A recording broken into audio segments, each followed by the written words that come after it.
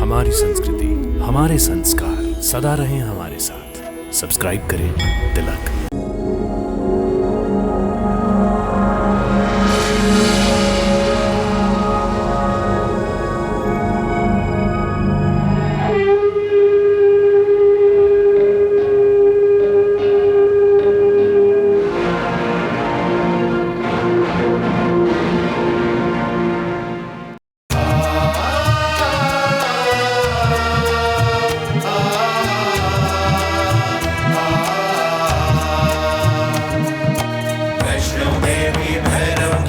कथा सुनाते हैं, माँ वैष्णो देवी भैरव की कथा सुनाते हैं। वैष्णो देवी भैरव की कथा सुनाते हैं, माँ वैष्णो देवी भैरव की कथा सुनाते हैं। विष्णु और लक्ष्मी की शक्ति ने रूप धारा, वैष्णवी उसे नाम दिया मन भावन अति प्यारा। विष्णु और लक्ष्मी की शक्ति ने रूप धारा, वैष्णवी उसे नाम दिया मन भावन अति प्यारा। कथा है वैष्णो देवी की पापी भैरव के वध की, कथा है वैष्णो देवी की पापी भैरव के वध की। वैष्णो देवी भैरव की कथा सुनाते हैं, माँ वैष्णो देवी भैरव की कथा सुनाते हैं।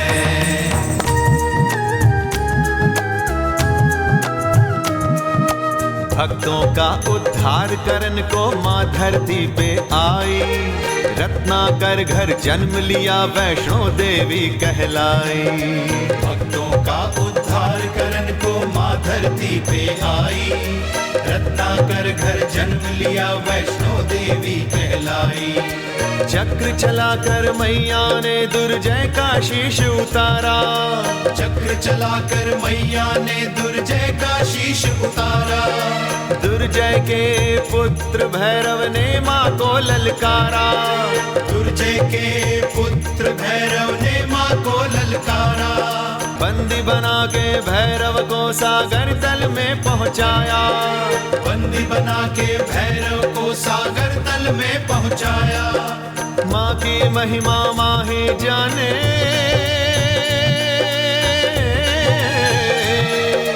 माँ की महिमा माँ ही जाने और न जाने कोई। माँ की महिमा माँ ही जाने और न जाने कोई। कथा है वैष्णो देवी की पापी भैरव के वध की, कथा है वैष्णो देवी की पापी भैरव के वध की। वैष्णो देवी भैरव की कथा सुनाते हैं, माँ वैष्णो देवी भैरव की कथा सुनाते हैं।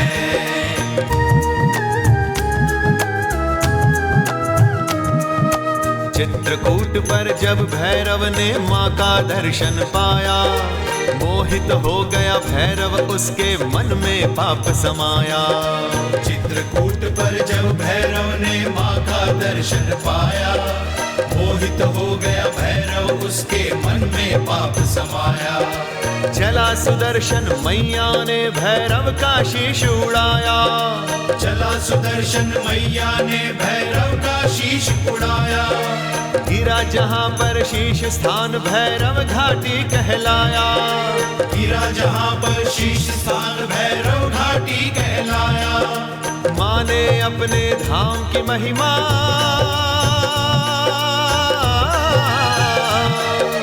माँ ने अपने धाम की महिमा श्रीधर को समझाई। माँ ने अपने धाम की महिमा श्रीधर को समझाई। कथा है वैष्णो देवी की पापी भैरव के वध की, कथा है वैष्णो देवी की पापी भैरव के वध की।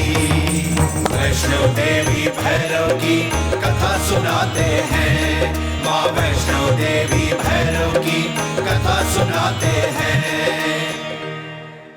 देवर्षि, अधर्म की नींव पर चाहे जितना भी विशाल और वैभवशाली महल खड़ा क्यों न किया जाए, धर्म की केवल एक फूंक से वो महल ध्वस्त हो जाता है। देवर्षि, आप तो जानते ही हैं कि जब जब धर्म का लोप होने लगता है, तब तब अधर्म और अधर्मियों का नाश करने के लिए प्रभु अवतार लेते हैं, और प्रभु की सहायता करने के लिए मैं स्वयं भी अवतार लेती रहती हूँ। इसलिए हे देवर्षि, जब सत्य, धर्म और नीति पर राजा रत्नाकर के प्रजाजनों का विश्वास दृढ़ हो जाएगा, तब वे स्वयं राजा रत्नाकर की जय जयकार करने लगेंगे, और उस जय जयकार की गूंज में राक्षस राज दुर्जय की जय जयकार पाताल में डूब कर रह जाएगी। महाराज रत्नाकर की जय, महाराज रत्नाकर की जय, महाराज रत्नाकर की जय, महाराज रत्नाकर की जय। जब तक मैं दुर्जय का अंत नहीं करता, कोई मेरी जय जयकार नहीं करेगा। अच्छा समाचार है। जब तक दुर्जय का अंत नहीं होगा, तब तक राजा रत्नाकर की कोई जय जयकार नहीं करेगा।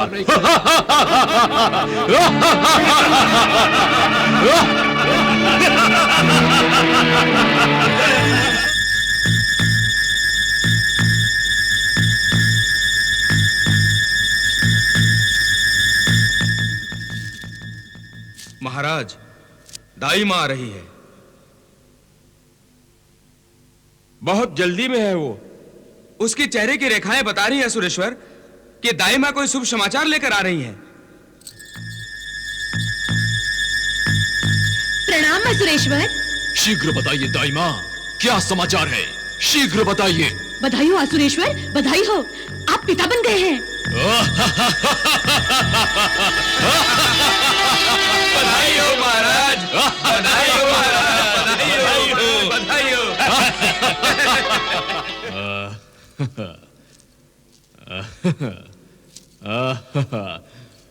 महारानी, आज तक हम ही लोगों को पुरस्कार देते आए हैं, किंतु आपने हमें ही अति उत्तम पुरस्कार देकर अनुग्रहित कर दिया है। आपकी इस अनुपम भेंट से हम बहुत खुश हैं। आपने हमें पिता बना दिया है महारानी, हम आपके आभारी हैं। ये आप कैसी बातें कर रहे हैं स्वामी? सत्य ही तो कह रहे हैं महारानी, हम बहुत खुश हैं, हम बहुत खुश हैं महारानी। इसलिए हम इसका नाम रखते हैं भैरव। भैरव? भैरव।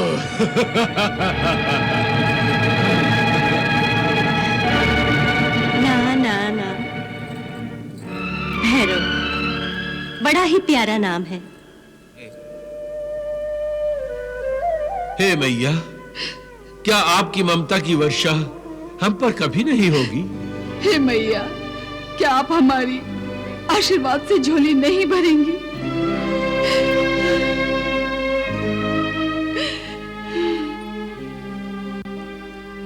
क्या हमारे संतान कभी नहीं होगी?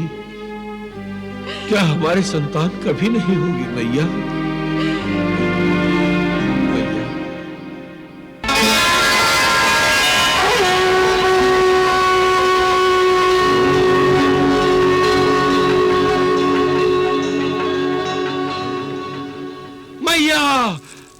स्वामी,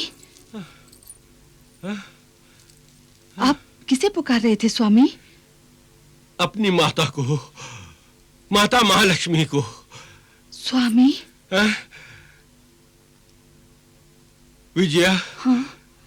माता ने मुझे फिर से दर्शन दिए, माता ने मुझे फिर से दर्शन दिए। आप बड़े भाग्यशाली हैं स्वामी, जो आप ये सपना बार बार देखा करते हैं। परंतु माता समुद्र से प्रकट होकर हमें क्या समझाना चाहती है? इस स्वप्न का क्या अर्थ हो सकता है विजया? इसका अर्थ यही है स्वामी कि माता महालक्ष्मी की आप पर कृपा दृष्टि हो रही है। मैया हमें संकेत दे रही हैं कि निराश मत हो, आस्था रखो।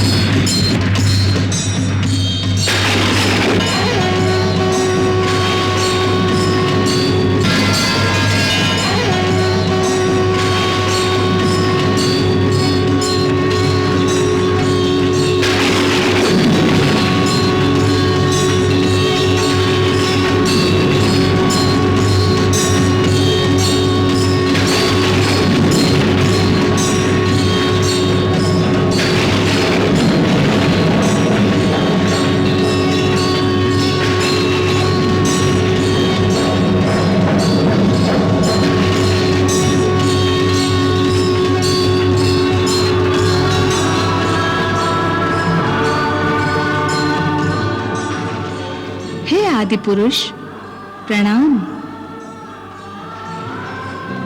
हे आदि माता प्रणाम। हे परमात्मा, हे आदि माता, मुझे क्यों उत्पन्न किया गया है? हे देवी, आप जानती हैं आप मेरा ही स्वरूप है तथा सर्वशक्तिमान आदि पुरुष भगवान विष्णु की ही शक्ति है।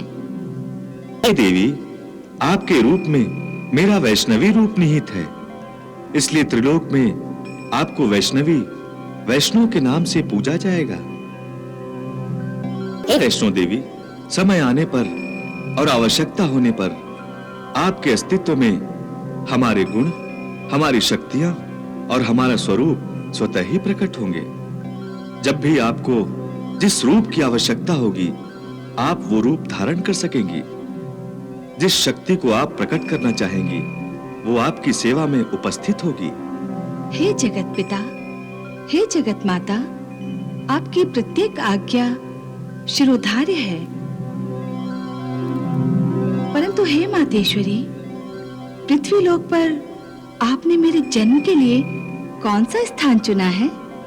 हे वैष्णो देवी, पृथ्वी लोक पर आपका जन्म समुद्रराज राजा रत्नाकर की पुत्री के रूप में होगा।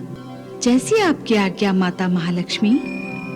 हे वैष्णो देवी, अब हमारी एक इच्छा की पूर्ति कीजिए। प्रभु, आप मुझे लज्जित न कीजिए, आप विनती नहीं, आज्ञा कीजिए। हे देवी, हम आपको उस छोटी सी बालिका के रूप में देखना चाहते हैं, वही राजा रत्नाकर की पुत्री के रूप को निहारना चाहते हैं। जो आज्ञा प्रभु।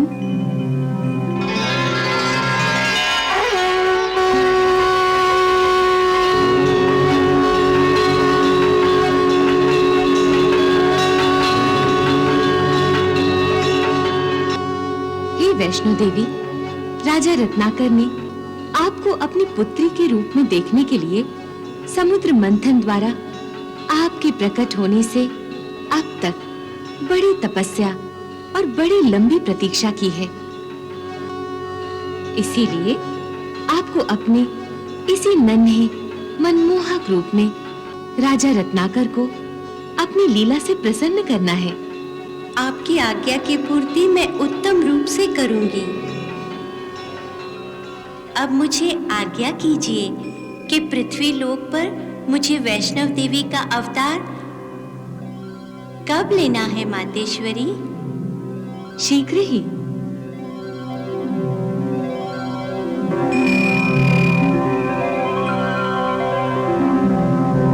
देवर्षि, नवरात्र के इस प्रथम दिवस के अवसर पर आपने दर्शन देकर हमें धन्य कर दिया है। आप त्रिकालज्ञ हैं। कृपया हमें बताइए कि हमारे प्रारब्ध में क्या लिखा है। नारायण नारायण। राजन, यह आपको भी पता है कि आपके प्रारब्ध में क्या लिखा है।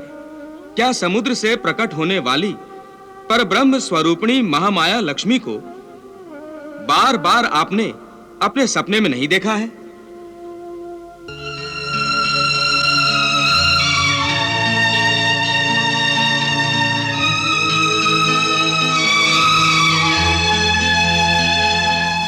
नारायण नारायण। देवी महालक्ष्मी स्वयं आप ही के सपने में दर्शन देकर उस शुभ घड़ी का संकेत दे रही हैं, जिस घड़ी की प्रतीक्षा आप दोनों बड़ी व्याकुलता से कर रहे हैं। परंतु देवर्षि, वो शुभ घड़ी कब आएगी? जब आपकी तपस्या पूर्ण होगी तब। और हमारी तपस्या कब पूर्ण होगी? आपकी तपस्या तब पूर्ण होगी जब आप नवरात्रि की नवमी अथवा दशमी तिथि को कन्या पूजन करेंगे। हाँ महारानी, महाराज, कन्या पूजन सबसे बड़ी तपस्या है। यूं समझो, इस तपस्या की प्रेरणा साक्षात महामाया महालक्ष्मी आपको दे रही हैं। हाँ मुनिवर, ये तो हम जानते हैं कि कुमारी कन्याएं साक्षात माता महालक्ष्मी का ही अंश होती हैं। और कुमारी पूजन से मनुष्य की सारी व्यथाएं दूर हो जाती हैं। इतना ही नहीं, कुमारी पूजन से संतान की भी प्राप्ति होती है। महारानी विजया, 5 साल से 10 साल तक की बालिकाएं कुमारी कहलाती हैं। भक्त चाहे तो एक कुमारी का पूजन कर सकता है या चाहे तो 10 कुमारियों का पूजन कर सकता है। महाराज रत्नाकर, महारानी विजया, जप, तप, व्रत, यज्ञ और दान से माता उतनी प्रसन्न नहीं होती जितनी कन्या पूजन से होती है। अतः आप भी कुमारी पूजन करके महालक्ष्मी को प्रसन्न कीजिए। नारायण नारायण।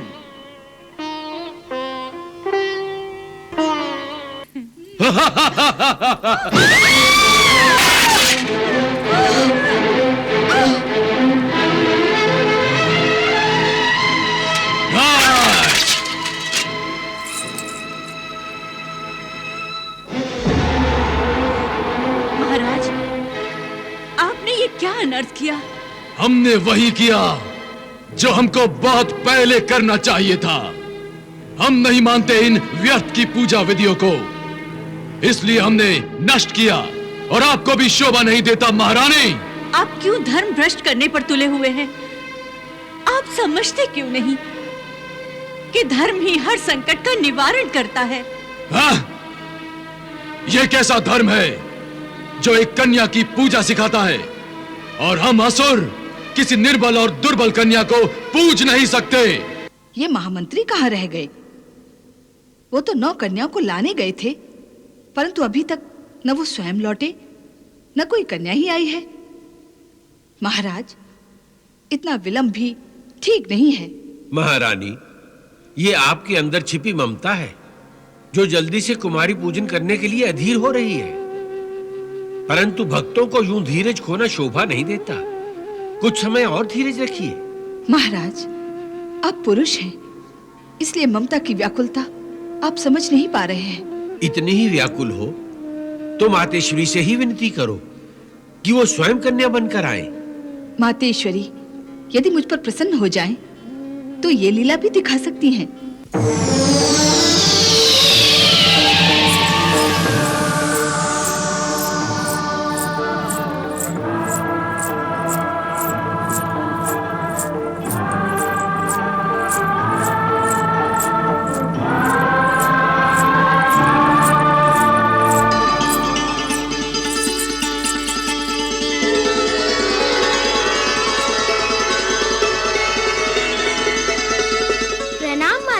प्रणाम पिताश्री।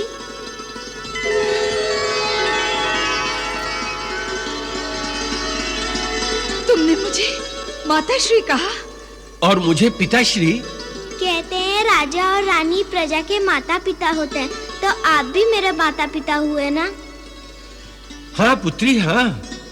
हाँ पुत्री, हम ही तुम्हारे माता पिता हैं। पुत्री, तुम बहुत सुंदर हो और बहुत प्यारी भी। तुम्हें देख के ऐसा लगता है कि तुम स्वर्ग से धरती पर उतर आई हो। बड़े भाग्यवान हैं तुम्हारे माता पिता जो उन्हें तुम जैसी अति सुंदर पुत्री प्राप्त हुई है। बताओ पुत्री, क्या नाम है तुम्हारे माँ बाप का? मेरी माता का नाम महालक्ष्मी और मेरे पिता का नाम विष्णु।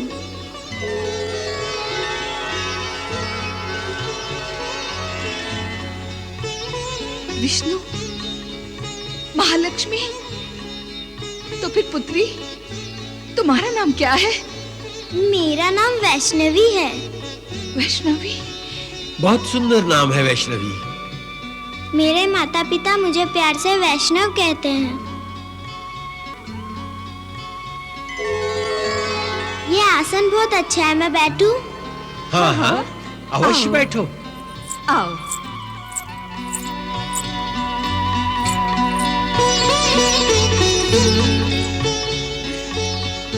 महाराज, शेष 8 आसनों पर किसे बिठाएंगे? महामंत्री जी ने तो एक ही कन्या भेजी है, अन्य 8 कहाँ हैं? आ रही हैं। तुम्हें कैसे पता? मेरी ही तो बहनें हैं वो 8। अच्छा, तुम सब 9 बहनें हो? हाँ। तुम्हारी शेष बहनें हैं कहाँ?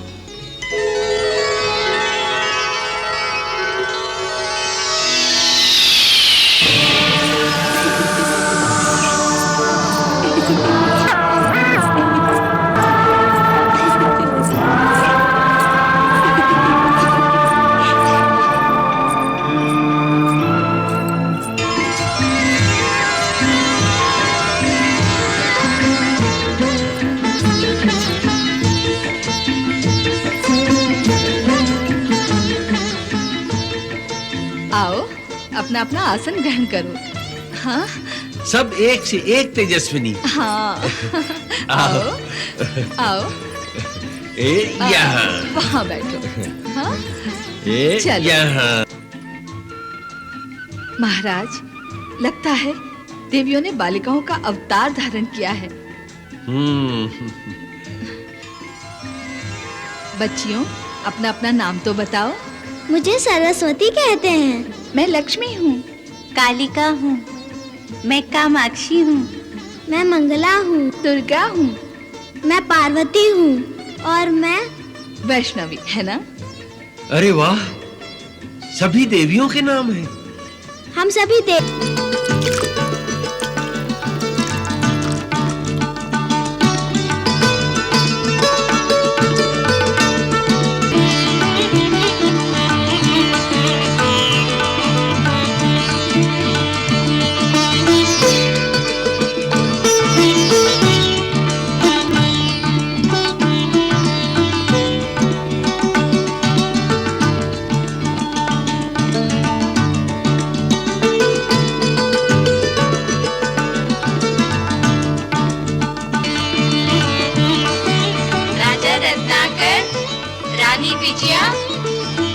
आप दोनों की मनोकामनाएं शीघ्र ही पूरी हो जाएंगी।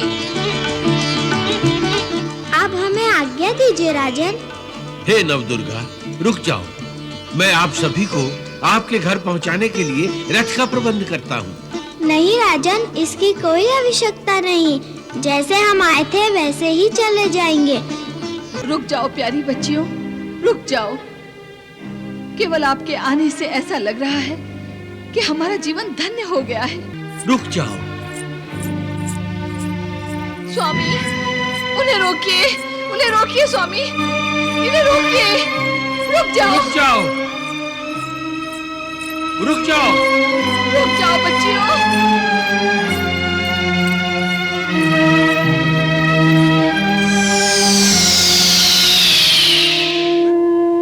मातेश्वरी, मैंने हंसी ठट्ठे में विजया से कहा था कि आप स्वयं कन्या बनकर भी आ सकती हैं। और आपने 9 बालिकाओं का अवतार धारण करके हमें दर्शन भी दिए। आपने हमें अपना परिचय भी दिया, परंतु हम मूर्ख ज्ञानी आपको न जान सके न पहचान सके। हमें क्षमा कर दीजिए, हमें क्षमा कर दीजिए। यदि आप हमें वैष्णव बालिका का रूप फिर से दिखाएं, तो हम मानेंगे कि आपने हमें क्षमा कर दिया। हमें वैष्णो देवी का दर्शन कराइए मातेश्वरी, दर्शन कराइए।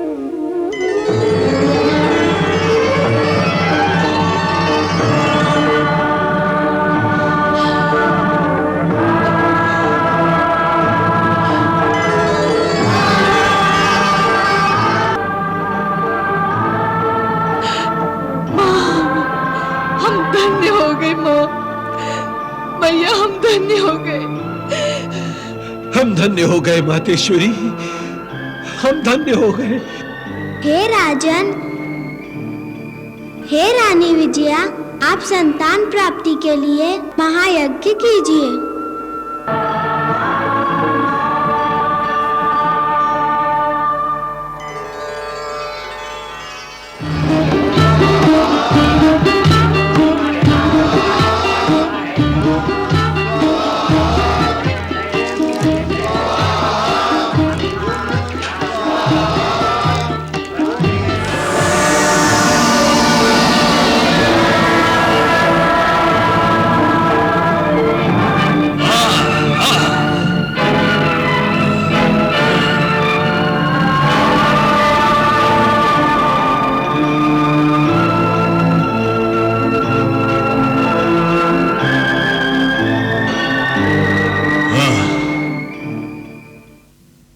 राक्षस राज, वन में ये सुंदरी कहां से आ गई, वो भी अकेली? हे सुंदरी, कौन हो तुम और इस वन में क्या कर रही हो? तुम्हारे प्रारब्ध ने ही आज हम दोनों को आमने सामने खड़ा किया है। हे सुंदरी, तुम इतने घमंड से क्यों बोल रही हो? क्या तुम्हें पता नहीं तुम्हारे सामने असुरेश्वर दुर्जय खड़े हैं? मैं घमंडी नहीं हूँ, बल्कि घमंडियों का घमंड तोड़ना मेरा धर्म है। तो फिर तुम क्यों असुरेश्वर का रास्ता रोके बैठी हो? इसलिए कि जब कोई अधर्मी धर्म के रास्ते में बाधा डालता है तो मैं उस बाधा को ही हटा देती हूँ। इसका अर्थ ये है कि तुम हमें आगे बढ़ने नहीं देना चाहती हो। लगता है तुम्हें हमारी शक्तियों का अनुमान नहीं है सुंदरी। दुर्जय, तुम्हें दंड देने से पहले मैं अंतिम बार बता रही हूँ कि राजा रत्नाकर का यज्ञ सफल होगा और उन्हें पुत्री के रूप में जो संतान होगी, यदि उसकी ओर तुमने वक्र दृष्टि से देखा तो वही तुम्हारी मौत बन जाएगी। नहीं, राजा रत्नाकर की कोई संतान नहीं होगी। मैं संतान होने ही नहीं दूंगा, और यदि हुई तो वो तुम्हें बाद में देखूंगा। पहले हम तुम्हें देखेंगे। सेनापति, इसे बंदी बना लो। दुष्ट, मैं तुम्हें अंतिम बार चेतावनी देती हूँ, वापस जाते हो कि नहीं? आक्रमण!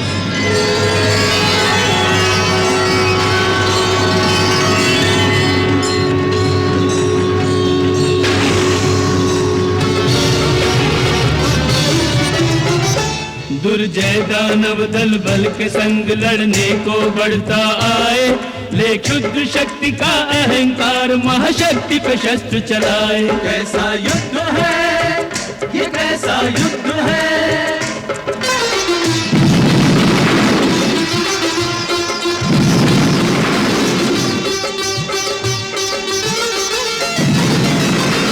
संतान प्राप्त करने के लिए रत्नाकर यज्ञ कराता है, रत्नाकर यज्ञ कराता है। दुर्जय दुराग्रही पुण्य यज्ञ की अग्नि बुझाने जाता है, अग्नि बुझाने जाता है। अज्ञानी नहीं जाने कि यही महालक्ष्मी है, महाकाली है, महालक्ष्मी है, महाकाली है। उस घर को मिटाने चला जन्म जहाँ माता लेने वाली है। महालक्ष्मी की जय। दुर्जय की पराजय निश्चित है, यह सत्य समझ ना पाए, रे क्षुद्र शक्ति का अहंकार महाशक्ति पे शस्त्र चलाए। कैसा युद्ध है ये, कैसा युद्ध है। माता महालक्ष्मी।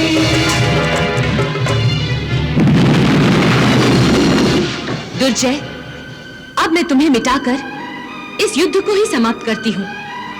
रुक जाओ दुष्ट। दुरात्मा दुर्जय, जिस राजा रत्नाकर और रानी विजया से तुम द्वेष करते हो, जिनका संतान प्राप्ति के लिए किया जाने वाला महायज्ञ तुम ध्वस्त करना चाहते हो, वही राजा रत्नाकर और रानी विजया तुम्हारी मृत्यु को जन्म देंगे। नहीं, उनकी संतान तुम्हारी मृत्यु बनेगी।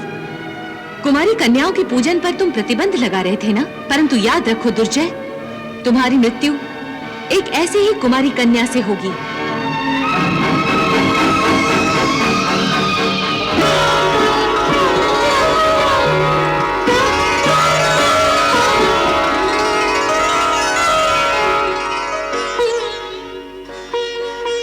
हे राजा रत्नाकर, रानी विजया, संतान प्राप्ति के लिए आपका यज्ञ सफल हो गया है। आप इस यज्ञ प्रसाद को ग्रहण कीजिए, आपकी मनोकामना पूर्ण हो जाएगी।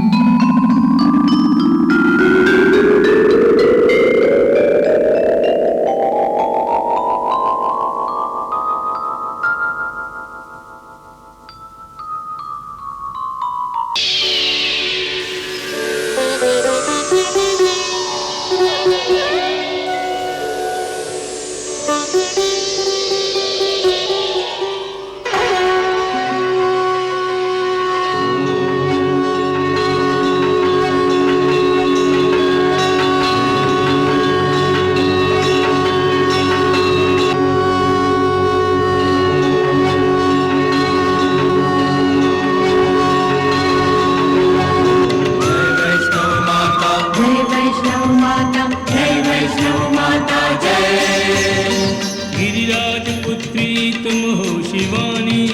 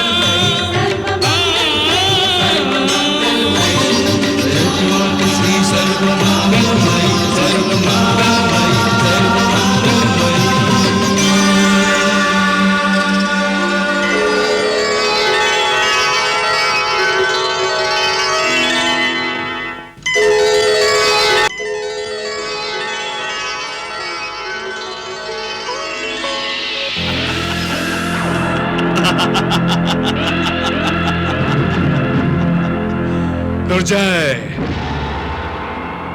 हम तुम्हारे पापी चंगुल से मुक्त हो गए हैं। हम मुक्त हो गए हैं।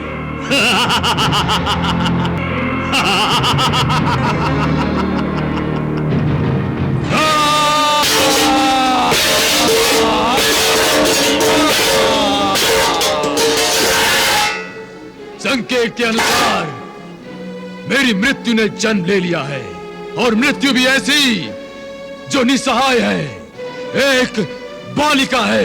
घुटनों के बल चल चल नन्ही वैष्णवी ने सुने सुने आंगन को स्वर्ग बनाया है। बाल्यकाल के सुखों से झोली भर देने का महालक्ष्मी ने निज वचन निभाया है।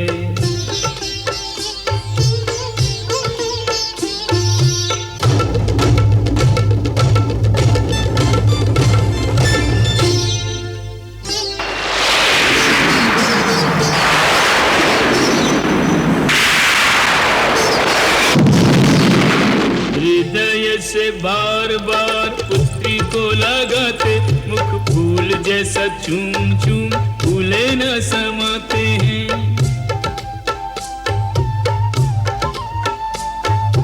आगे पीछे दौड़े एक पल न अकेला छोड़े, आंखों से ओझल हो तो डर डर जाते हैं।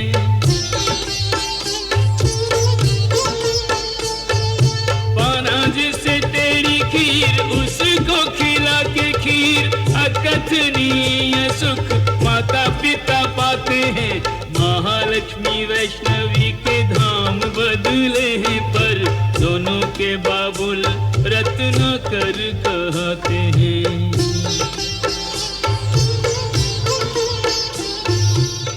विकराल, हे सुबहू, हे दुष्ट बुद्धि, प्रकट हो, प्रकट हो।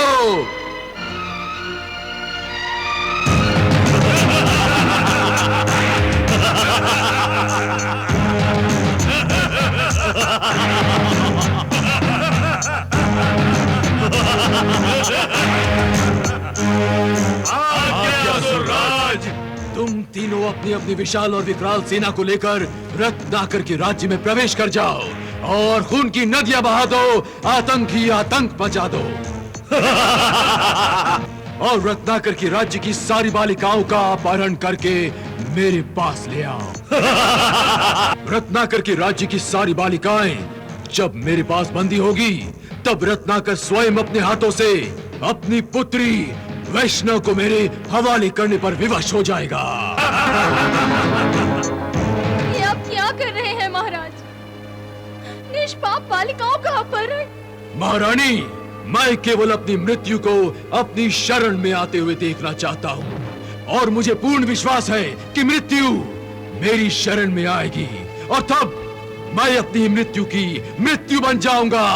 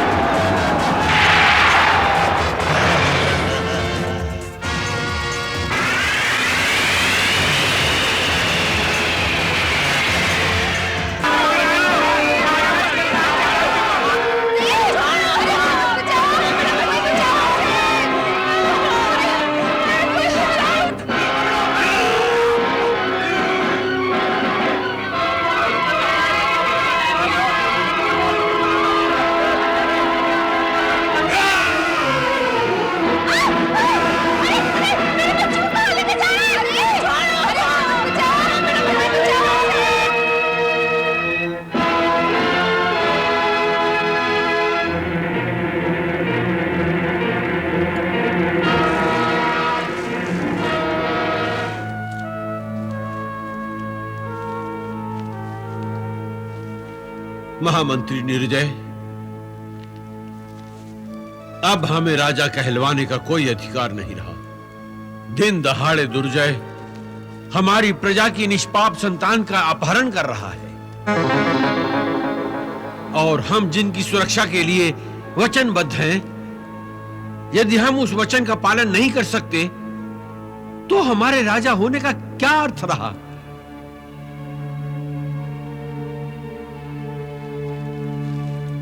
जब तक हमने स्वयं पिता होने का सुख नहीं भोगा था, हम वास्तव में ये नहीं समझ सकते थे कि अपने हृदय के टुकड़े से अलग होना कितना कठिन होता है।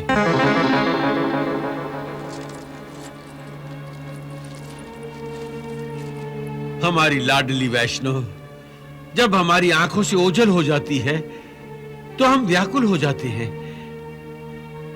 तो फिर किसी राक्षस के हाथों अपनी संतान को खोकर अपनी प्रजा की क्या दशा हुई होगी? मुझे नरक में भी स्थान नहीं मिलेगा मान्यवर, मुझे नरक में भी स्थान नहीं मिलेगा, मुझे नरक में भी स्थान नहीं मिलेगा, क्योंकि मैं अपनी पुत्री की सुरक्षा नहीं कर सका, पिता होने का उत्तरदायित्व तक नहीं निभा सका। मैं केवल नपुंसक की भांति दर्शक बनकर खड़े रहे। मेरी बच्ची, मेरी बच्ची, मेरी बच्ची, मेरी बच्ची, मेरी बच्ची बेचारी पागल हो गई है।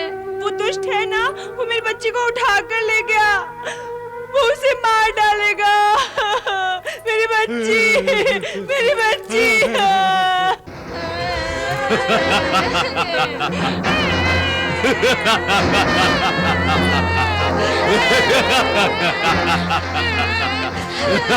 ना ना, रोना नहीं, अब वैष्णो आएगी, अब वैष्णो अवश्य आएगी। फिर मैं तुम सभी को मुक्ति दे दूंगा, मुक्ति। मातेश्वरी, मैं धर्म संकट में आ गया हूं। मैया, आप ही बताइए, अपनी ही पुत्री को उस निर्दयी हत्यारे दुर्जय के हवाले कैसे कर सकता हूं? परंतु मैं अपनी ही प्रजा का आक्रोश सुन नहीं सकता और ना ही उनका दुख देख सकता हूं।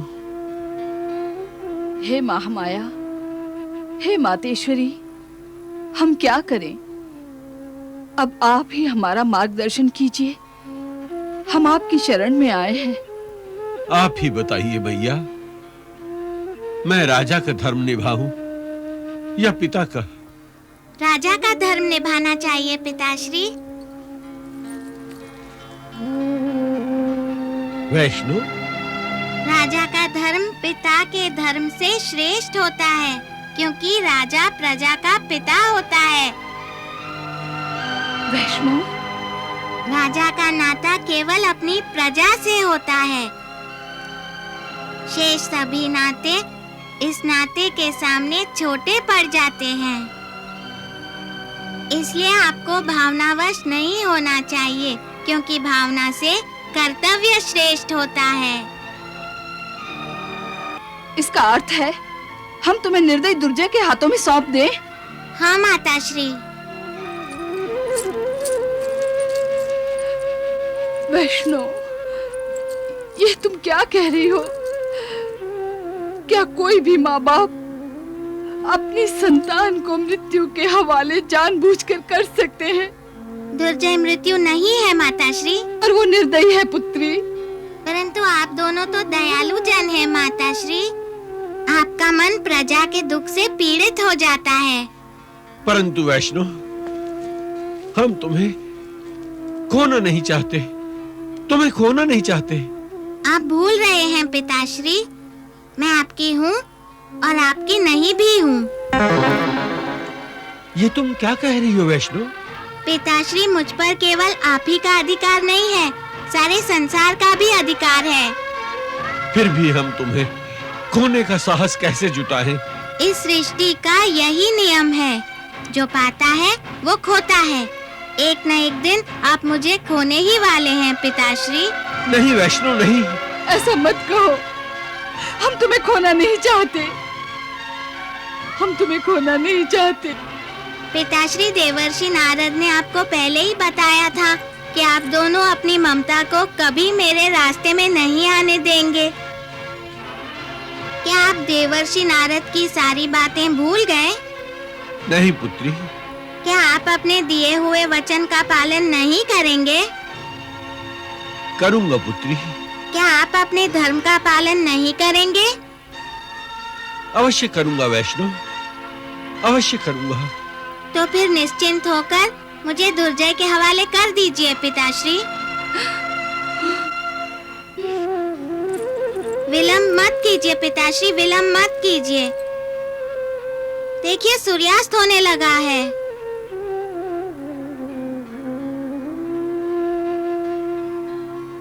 दुर्जय ने मुझे सूर्यास्त होने से पहले सौंप देने को कहा है।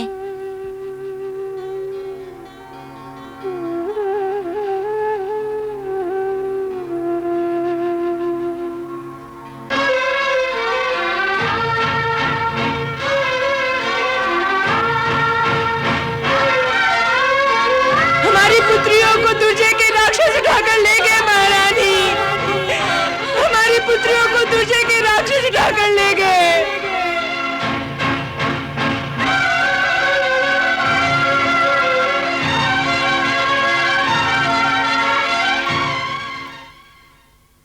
चलो वैष्णवी, हम दोनों दुर्जय के पास चलेंगे। हम दोनों नहीं पिताश्री, मैं अकेली जाऊंगी। दुर्जय ने मुझ अकेली को ही उसके हवाले करने को कहा है।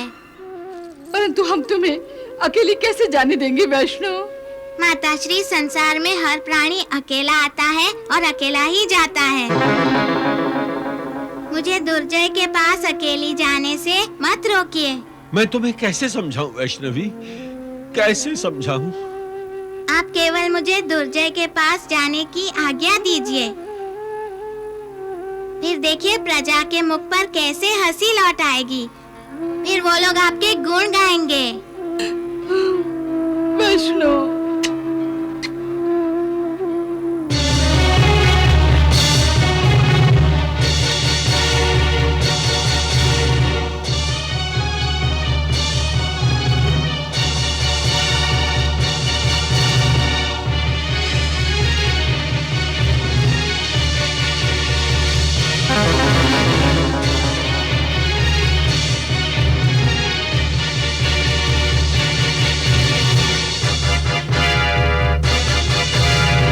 चलो सारथी।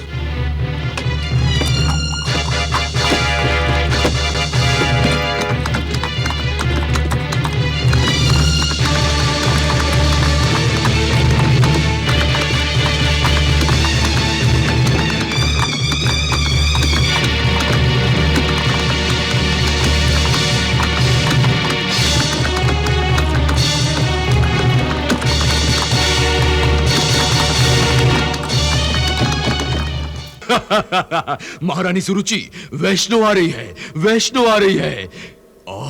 और वो स्वयं अपनी मृत्यु के समीप आ रही है। और मैंने उसके स्वागत के लिए दुष्ट बुद्धि, सुबाहु और विकराल को भेज दिया है।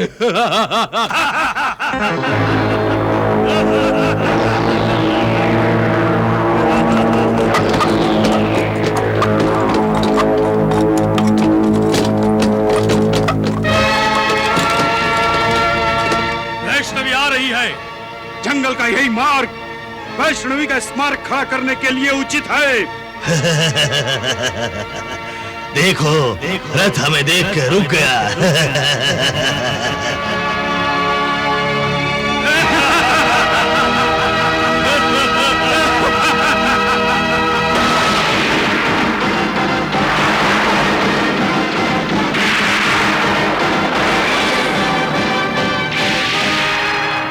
ये बच्ची तो मायावी है। इसकी माया के साथ हम इसे नष्ट कर पाएंगे।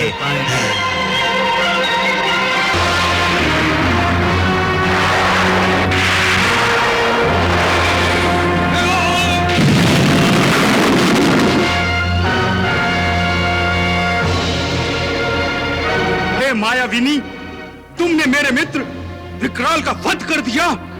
हाँ सुबाहु, क्योंकि विकराल की आयु समाप्त हो चुकी थी और तुम्हारी आयु समाप्त होने में कुछ ही पल शेष रह गए हैं।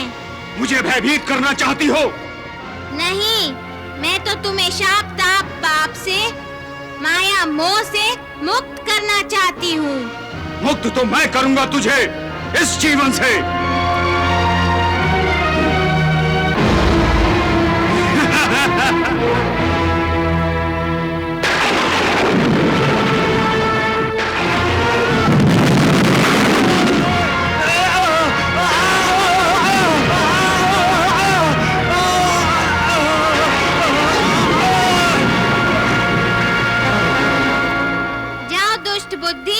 दुर्जय से जाकर कहो, यदि उसने सूर्यास्त होने से पहले सभी बालिकाओं को मेरे हवाले नहीं किया तो उसके जीवन का सूर्य सदा के लिए अस्त हो जाएगा।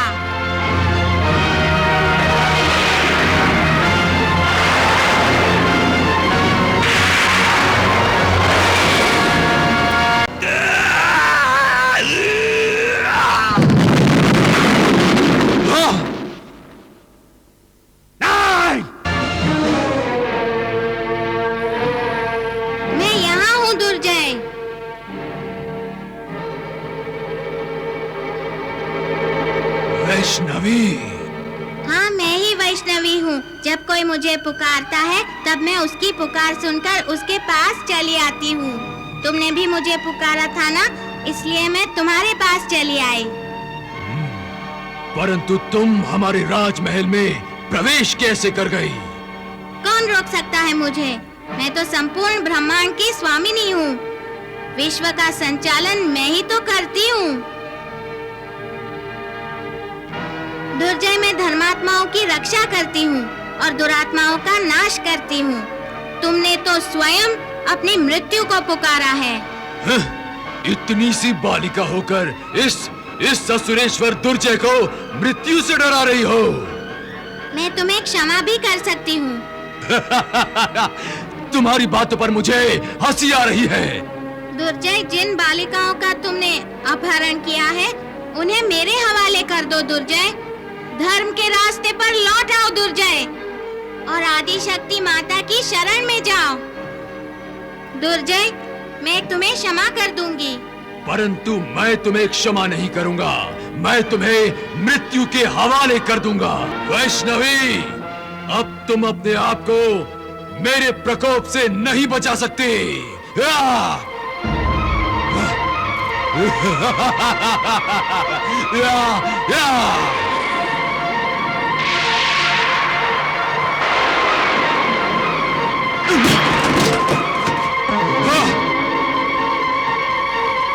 मायाविनी, तुम अपनी माया से मुझे भ्रमित करना चाहती हो, किंतु मैं स्वयं महान मायावी हूँ। देखो मेरा चमत्कार, सावधान।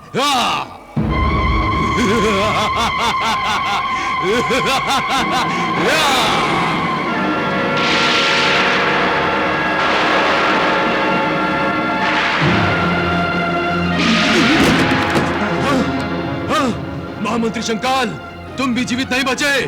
वैष्णवे!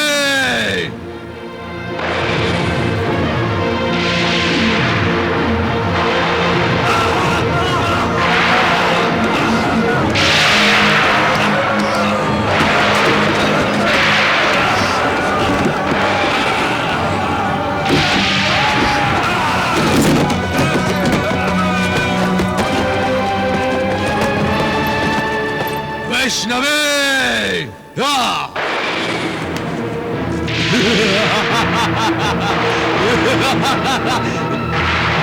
तुम अब भी जीवित हो। मूर्ख, मैं तो अजन्मा हूँ, जन्म मरण से एकदम परे हूँ, परंतु तुम मृत्यु से परे नहीं हो। तुम एक नश्वर प्राणी हो। मैं अमर होना चाहता हूँ और तुम्हें खत्म करके मैं अमर हो जाऊंगा। अधर्मी, तुम्हारा दुराचार चरम सीमा पार कर चुका है। तुम्हारे पाप का घड़ा भर चुका है। वैष्णवे!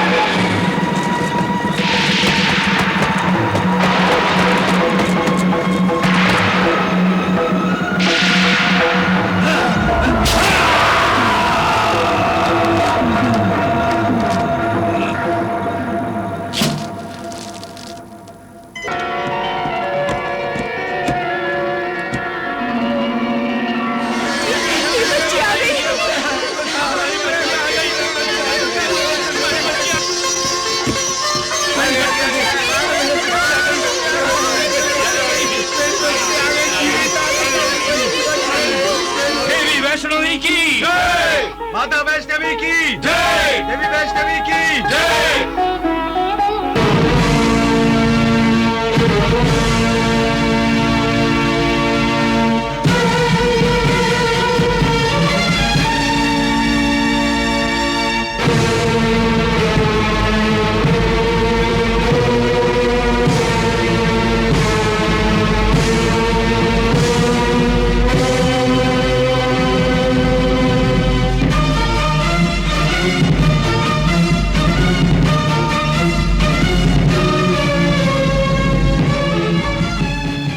दुष्टि, पिताश्री की लाश कहाँ है? आइए युवराज भैरव, मेरे साथ आइए।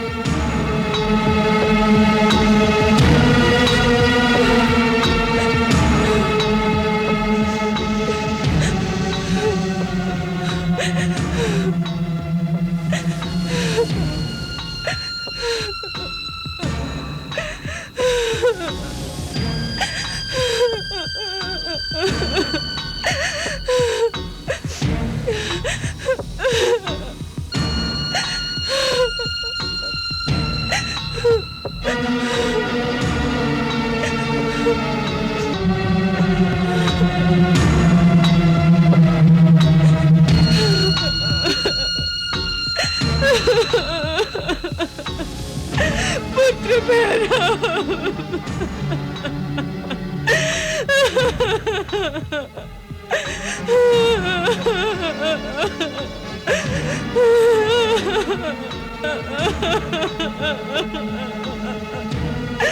पुत्र मेरा।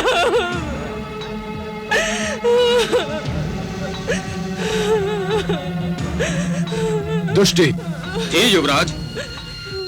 हमारे पिताश्री के अंतिम संस्कार की व्यवस्था शीघ्र ही की जाए। हम उनकी चिता से आग लेकर अपने शत्रुओं का राज्य जलाना चाहते हैं। जो आज्ञा युवराज।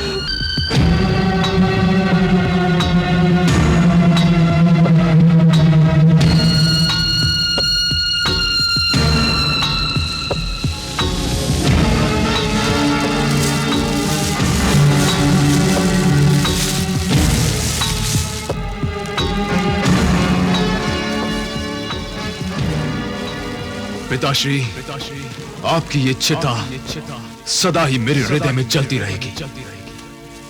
जिस राजा रत्नाकर और राजकुमारी वैष्णव ने आपको मृत्यु के हवाले कर दिया, उस राजा रत्नाकर और राजकुमारी वैष्णव को मैं मृत्यु के हवाले कर दूंगा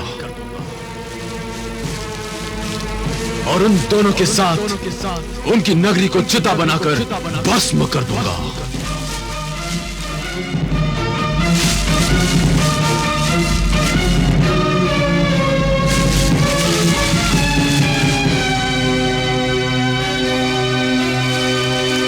ओम ऐं ह्रीं क्लीं चामुंडे विच्चे स्वाहा। प्रणाम गुरुदेव। आयुष्मान भव। राज्य का अधिपति होने के नाते मैं राजा रत्नाकर की नगरी पर आक्रमण करना चाहता हूं। मुझे यशस्वी होने का आशीर्वाद दीजिए गुरुदेव। नहीं राक्षस राज भैरव। गुरुदेव, मेरा आशीर्वाद सदा आपके साथ है, परंतु रत्नाकर पर आक्रमण करने की आज्ञा नहीं दे सकता। परंतु क्यों गुरुदेव? क्योंकि जब तक तपस्या करके आप वैष्णव से अधिक शक्तियां प्राप्त नहीं कर लेते। ठीक है गुरुदेव, मैं आपकी बात भली भांति समझ गया हूं। अब मैं तपस्या करूंगा, सिद्धियां प्राप्त करूंगा और उस वैष्णव से अपना प्रतिशोध लूंगा। मुझे आशीर्वाद दीजिए गुरुदेव। आपकी तपस्या फलीभूत हो। प्रणाम गुरुदेव।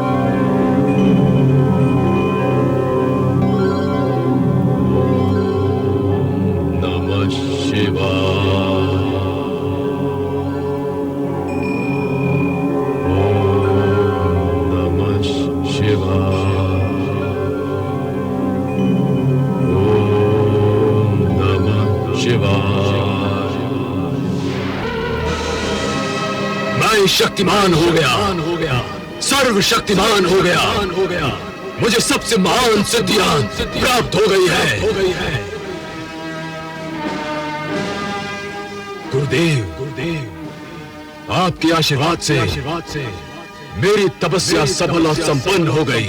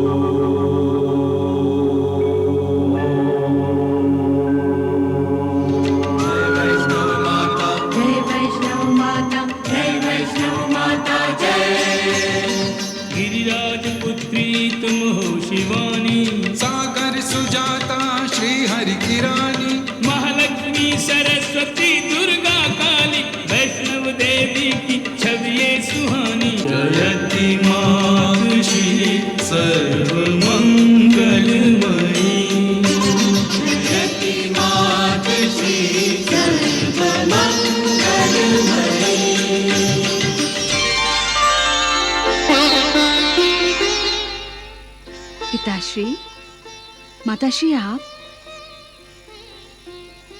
अरे, आप दोनों यूं मेरे सामने हाथ जोड़े क्यों खड़े हैं? क्या आप भूल गए हैं कि आप दोनों मेरे माता पिता हैं? ऐसा ही समझो। हम जब भी तुम्हारे दर्शन करते हैं तो तुम्हारे दिव्य तेज को देखकर हमारे मन में केवल श्रद्धा भाव ही उभरता है। हम ये भूलकर कि हम तुम्हारे माता पिता हैं, बालकों की भांति मचल जाते हैं और मन से केवल निरंतर एक ही जाप उठता रहता है, माता, माता, माता। माता, माता, माता, माता, माता, माता, माता, माता। पिताश्री, आप कहाँ खो गए? देवी, हम आपके दर्शन से तृप्त हो गए। हमारी इच्छा है कि इस बार आपके जन्मदिन पर महाउत्सव मनाया जाए। इस कार्य को संपन्न करने के लिए हमें आज्ञा दीजिए। हमें निराश मत कीजिए मातेश्वरी। तो आप दोनों को मेरा एक काम करना होगा। आप आज्ञा देकर तो देखिए। मेरे जन्मदिन पर आपको एक यज्ञ करना होगा जिसने मुझे और हम सबको जन्म दिया है। उसकी पूजा करनी होगी। यज्ञ का अर्थ ही परमेश्वर की पूजा होता है। आपकी आज्ञा का पालन होगा। हम आपके जन्मदिन पर महायज्ञ का आयोजन करेंगे।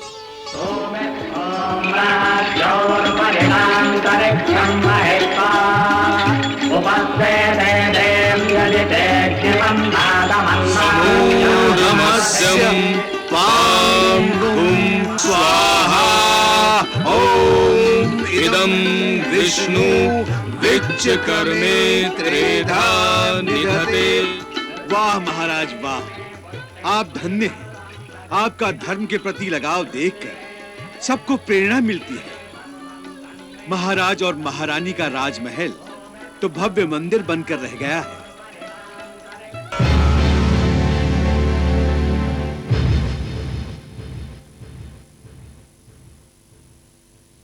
गुरुदेव, आपके आशीर्वाद से मैंने वर्षों की घोर तपस्या से इतनी सिद्धियां प्राप्त कर ली है कि अभी आपने जो मेरे माथे पर तिलक लगाया है उसे शीघ्र ही मैं विजय तिलक में बदल कर दिखाऊंगा। हे असुरराज, अब आपकी सिद्धियों और असुरों की शक्ति के चिन्ह इस तलवार की परीक्षा की घड़ी आ गई है।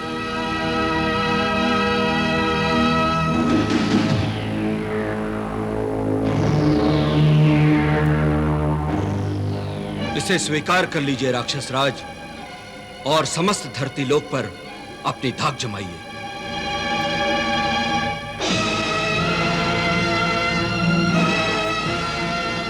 अवश्य गुरुदेव, अवश्य। तुम वैष्णव से विवाह करना चाहते हो? हाँ माताश्री। परंतु तुम तो उसे अपने शत्रु समझते हो, उससे युद्ध करना चाहते हो। हाँ, परंतु मैं युद्ध को युद्ध नहीं, स्वयंवर समझकर लड़ना चाहता हूं। मैं अपनी शक्ति और पराक्रम से उसे जीतना चाहता हूं और उसे जीवन भर के लिए अपनी बंदी बनाना चाहता हूं। इतने वर्षों की तपस्या के बाद तो मनुष्य मानव से देव बन जाता है, परंतु यह असुर पुत्र दानव का दानव ही रहा। वही अकड़, वही अहंकार जो इसके पिता में था, इसमें भी है। आप किसकी बात कर रहे हैं महाराज? दुर्जय पुत्र भैरव की। और किसकी? क्या किया है उसने?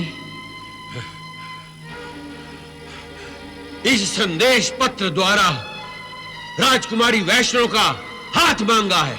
मेरा यह सुझाव है कि हम पहले राजा रत्नाकर के राज्य में युद्ध की क्या तैयारियां हो रही हैं, यह जानने के लिए हम अपने कुशलतम गुप्तचरों को वहां भेजें।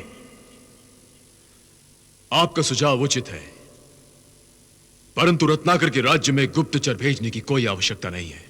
फिर कौन पता लगाएगा कि वहां क्या हो रहा है? सेनापति, हम, स्वयं हम।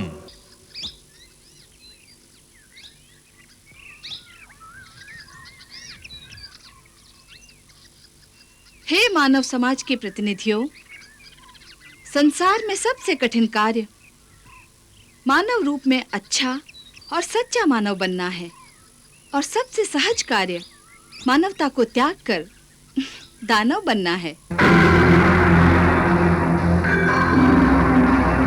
यदि आप सब अच्छे और सच्चे मानव बनना चाहते हैं तो इसका एकमात्र उपाय है प्रेम। प्रेम ही मानव को सच्चे रूप में मानव बनाता है।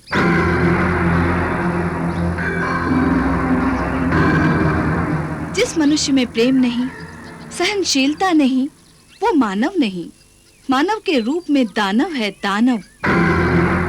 कौन है ये सुंदरी, और इस यौवन की हरी भरी वसंत ऋतु में इसने सन्यासियों का नीरस रूप क्यों धारण किया है? चलकर पता करना चाहिए।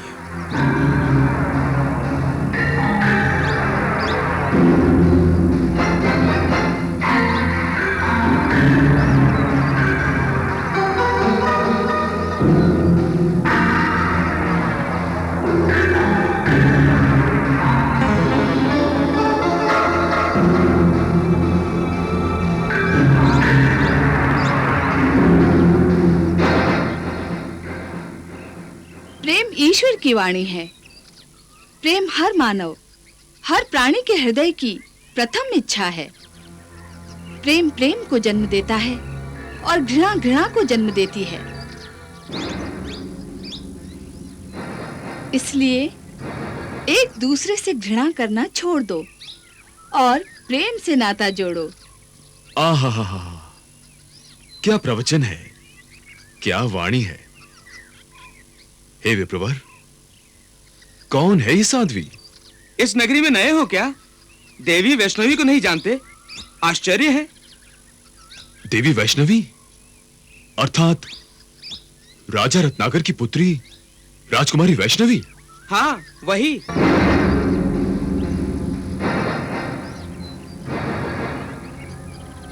तब तो सचमुच आश्चर्य होना चाहिए।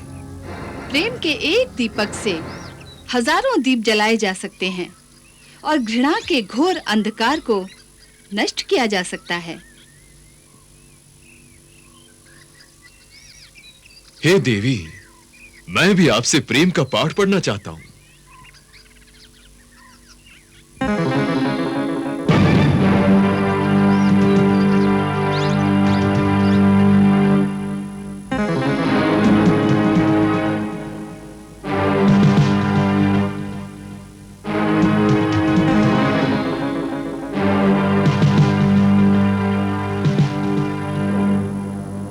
हे भटके हुए प्राणी, प्रेम वो संपत्ति है जो हर किसी के भाग्य में नहीं लिखी होती। प्रेम धन को पाने के लिए पहले अपने आप को बदलना पड़ता है। सच्चा मानव ही प्रेम के योग्य हो सकता है। मैं भी तो एक मानव हूं। विषैले नाग अपनी कैंचुली बदल देते हैं, परंतु फिर भी वो विषैले ही रहते हैं, डसना नहीं भूलते। हे विदेशी प्राणी, तुम यदि प्रेम पाना चाहते हो तो अपने आप को बदलो। वेश बदलने से कुछ प्राप्त नहीं होगा। अपनी अंतरात्मा में परिवर्तन लाओ। हे देवी, जो मैं चाहता हूं उसे मैं पाकर ही दम लेता हूं। पाना प्रेम नहीं है, स्वार्थ है। प्रेम में अपने आप को खो देना ही सच्चा प्रेम है। और तुम में खोने का न तो साहस है न बूता। इसीलिए तुम जिसे पाना चाहते हो उसे भूल जाओ। कैसे भूल जाऊं? पहले तो मैं तुम्हें विवाह बंधन द्वारा बंदी बनाकर जीवन भर तुमसे अपने पिताश्री की मृत्यु का प्रतिशोध लेना चाहता था, पर तुम जैसी सुंदरी को देखकर प्रतिशोध की जगह प्रेम ने ले ली। अब मैं तुम्हें प्राप्त किए बिना नहीं रह सकता, नहीं रह सकता। क्या सोच रहे हो वत्स? तुम मेरी वास्तविकता जान गई हो राजकुमारी कि मैं कौन हूं। तो अब मैं तुम्हें यह भी बता देना चाहता हूं कि मैं तुम्हें प्राप्त करना चाहता हूं। वत्स, मुझे नहीं, ईश्वर को पाने की इच्छा करो। ईश्वर जैसा दाता कोई नहीं। जो भी उसकी शरण में जाता है वो अवश्य कुछ न कुछ पाता है। ईश्वर की आराधना से ही सुख, शांति, समृद्धि, समाधान तथा तृप्ति मिलती है। तुम जब मेरी धर्म पत्नी बनोगी तभी तो मुझे सुख, शांति और तृप्ति प्राप्त होगी। ये क्या कह रहा है? एक साध्वी से सांसारिक प्रलोभन और लगावट की बातें कर रहा है। ये तो हमारी राजकुमारी का अपमान है, घोर अपमान है। ये हमारा अपमान है, घोर अपमान है। ये हमारा अपमान है, घोर अपमान है। ये हमारा अपमान है। परंतु है ये कौन जो इतना दुस्साहस दिखा रहा है? जो भी है, हमें इसे बंदी बना लेना चाहिए। हाँ, बंदी बना लेना चाहिए। तुम मुझे बंदी बनाओगे? मूर्ख प्राणियों, मैं असुरराज भैरव हूं।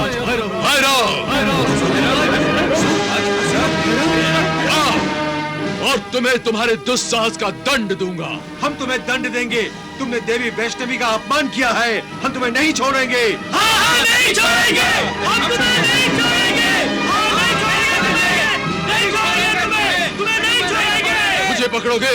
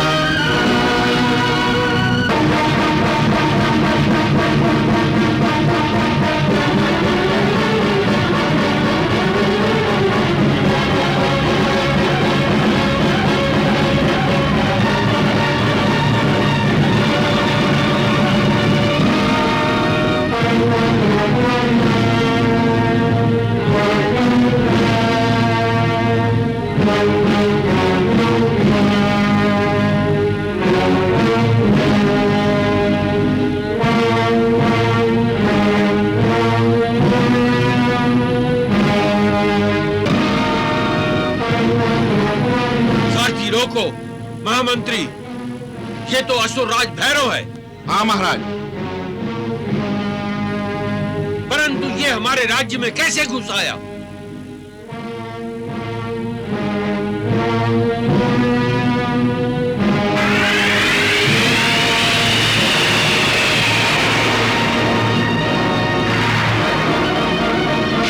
मंत्री, आक्रमण करके बंदी बना लो इसे। जो आज्ञा महाराज। सिपाहियों, आक्रमण!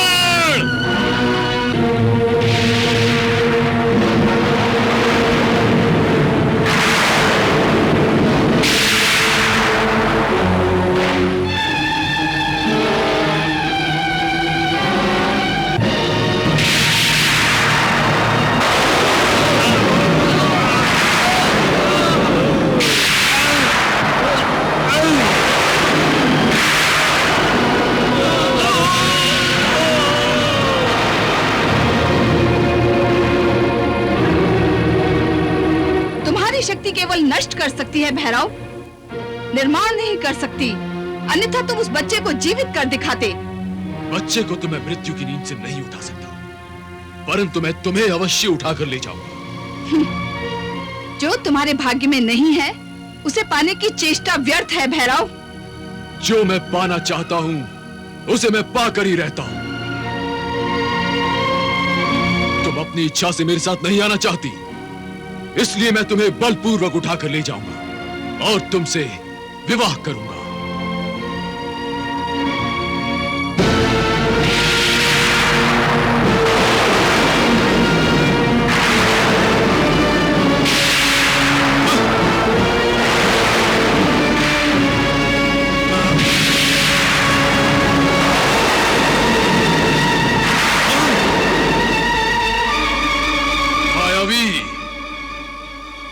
मैं तुम्हें लेकर ही जाऊंगा।